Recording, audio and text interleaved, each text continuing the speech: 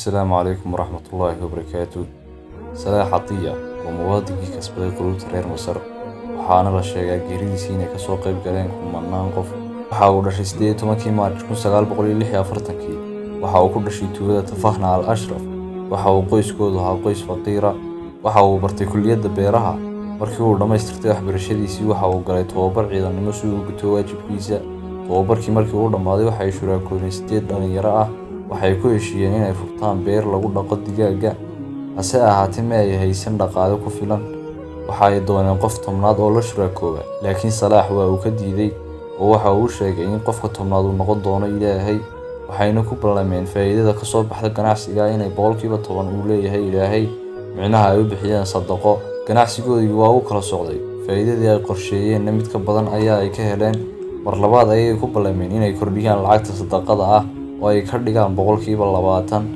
Salaax shaqooyin fara badan ayaa uu ka qabtay gudaha dalka Masar.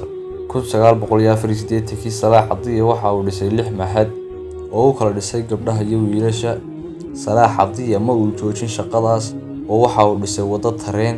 Salaax waxa uu dhintay 2016 isagoo 70 jir ah wanuusan dhalin wax caruur ah.